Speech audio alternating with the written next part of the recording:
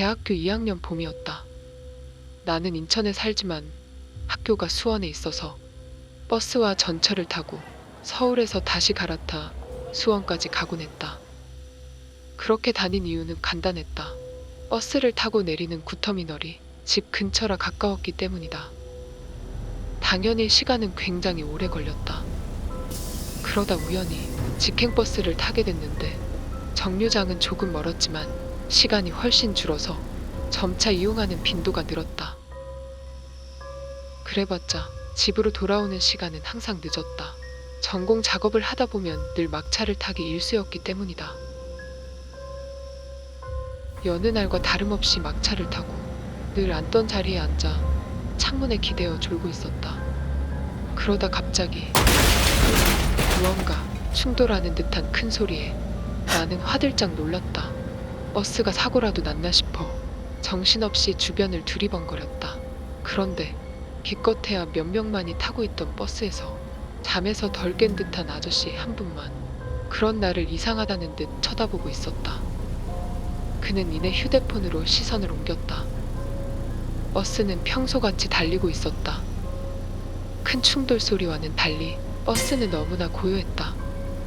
선명하고 분명했던 그 소리가 잊혀지지 않아 나는 한동안 놀란 심장을 달래야만 했다.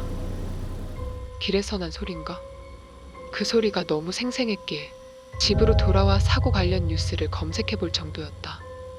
별 내용을 찾지는 못했다. 착각 같지는 않았는데 이상했다.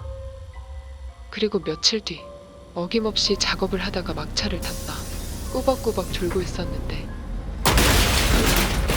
이번에는 비명까지 지르며 깨고 말았다. 사람들은 얼굴을 찌푸리며 한 번씩 쳐다봤고 버스 기사님은 괜찮냐고 큰 소리로 물었다. 나는 민망한 표정으로 괜찮다고 죄송하다고 얼버무렸지만 도대체 무슨 소리인 건지 가늠조차 안 됐다. 이후로 막차만 타면 어김없이 그 굉음이 들렸다. 몇 번 반복되자 특이점을 알게 됐는데 그 소리는 버스가 어느 지점을 지나칠 때마다 들린다는 것이었다. 하지만 그뿐이었다. 굉음이 들려도 다른 사람들은 하나같이 평온했다. 결국 나만 들리는 듯한 소리에 지쳐 직행버스를 피하게 됐다. 그날은 유난히 집중이 안 돼서 진행이 더뎠다. 지친 나는 적당히 마무리 짓고 나왔다. 한 번만 참자. 빨리 쉬고 싶어서 버스를 탔다. 내가 앉던 자리는 이미 어떤 아저씨가 차지하고 있었다. 나는 제일 뒤쪽 구석자리로 가서 창밖을 멍하니 바라보다가 그 굉음이 들리던 위치가 왔을 때쯤 귀를 막았다. 그런데 무슨 일일까? 소리가 들리지 않았고 이전에는 미쳐보지 못했던 표지판 하나가 눈에 띄었다. 사고다 발지역. 뭐야? 갑자기 누군가 말했다. 내가 앉던 자리에서 졸고 있던 그 아저씨였다. 아저씨는 주변을 정신없이 살피기 시작했다. 마치 내가 소리를 들었을 때 같은 모습이었다. 아저씨도 들은 게 분명했다. 아저씨는 주변 사람들한테 사고 났냐고 묻기 시작했다. 소리 듣지 못했냐고. 이건 분명히 차에서 난 소리 같다며. 사람들은 웬 아저씨가 술 취해서 헛소리 한다는 듯 대충 대답하고 말았다. 나도 들었다고. 나도 그 소리 들었다고 목 끝까지 말이 올라왔지만 차마 입이 떨어지지 않았다. 이윽고 버스가 종점에 도착했고 모든 승객이 내렸다. 마지막으로 내리는데 버스 기사님이 그 아저씨를 불러 말하고 있었다. 승객들이 불안해할까봐 말은 안 했는데요. 버스에서 사고 소리를 듣는 사람이 종종 있어요. 사고가 난 듯한 아주 큰 소리를 들었다고 합니다. 버스 기사님은 대수롭지 않다는 듯 그렇게 말하고 갔다. 아저씨는 그런 게 어딨냐며 나지막히 중얼거리며 빠르게 사라졌다.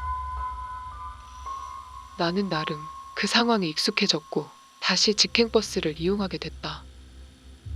친구들과 모임을 한 날 집에 가기 위해 터미널로 갔다. 버스는 이미 도착해 있었고 내가 앉던 자리가 비어있나 싶어 고개를 들었다. 이미 어떤 사람이 앉아 있었다. 그 많은 자리 중에 앉아도 하필 거기 앉나 싶어서 아쉬웠지만 그러려니 하며 버스에 올라탔다. 그런데 그 자리가 비어 있었다. 아니, 아무도 없었다. 내가 첫 번째였다. 그 자리 가서 앉았고 버스는 금세 사람들로 찼다. 그날도 굉음 소리를 들었다.